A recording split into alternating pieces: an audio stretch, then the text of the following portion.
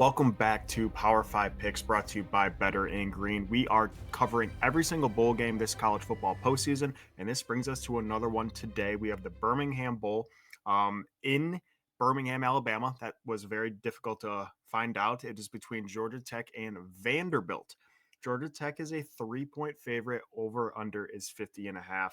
Again, make sure you guys do check out the opt-outs yourself. I've looked at a couple different sites, but it's different everywhere you look. Twitter is probably the best resource for it, honestly. But from what I'm seeing, Georgia Tech has a decent amount of guys. Wide receiver one, I'm seeing a starting safety, starting offensive lineman, starting linebacker, a couple injuries on defense. Not really a whole lot from Vanderbilt. I'm seeing potentially a starting offensive lineman, but besides that, not a whole lot. Obviously, the news with Vanderbilt is Diego Pavia or whatever his name is was granted like his ninth year of eligibility. So now all JUCO guys can play whatever more years of college football. So that's a big news for Vandy. They are also chasing their first ever season above 500 since James Franklin was the coach there, I believe, in 2014. So really great season for Vandy. And then Georgia Tech, 7-5, almost stunned Georgia in the final game of the season for them. So I'm actually really interested in your opinion on this game. So I'll send it to you first. I will say I think Vandy is getting a lot of hype. Obviously, Diego is a really fun player to watch. But this line is one of the few lines of all the bowl games we're going to cover today and tomorrow that just haven't really budged. It's been stuck at that 2.5, 3-point favorite in favor of Georgia Tech. So I'm interested in how you're reading this game and what you're going to bet. Yeah, I like Vanderbilt plus the points in this game. I'm shocked that Vanderbilt isn't more public, but I have to believe the reason is because they did drop their last 3 games of the season. Um, but really, you just kind of have 2 teams that, I'll start with Georgia Tech. They don't really expect to do much better than a bowl game here.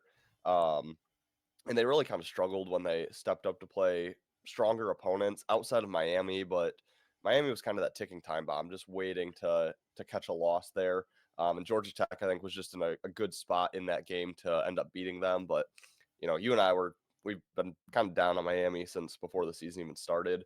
Um, then they had a chance to go knock Georgia out of the college football playoff, take them to 8 overtimes.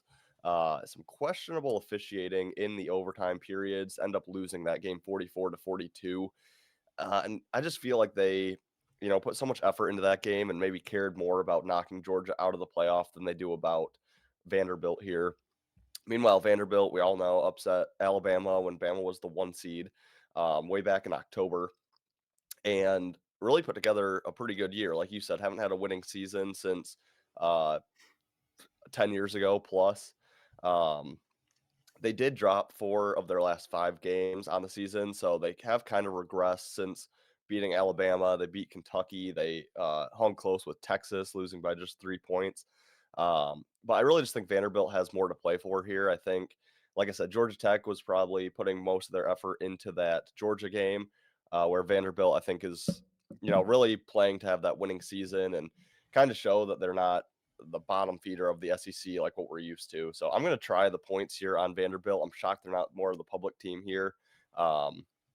Yeah, I think they're just playing with more of a chip on their shoulder in this one.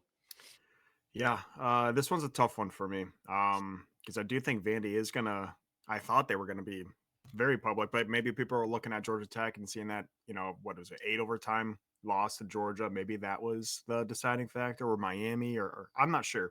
Um, I can't back Vandy though. I do think they are regressing a little bit, and I know they had some pretty big wins, but I just don't think they're that good. I do think Georgia Tech is a better team. So instead of picking a side, I'm going to go the under in this game.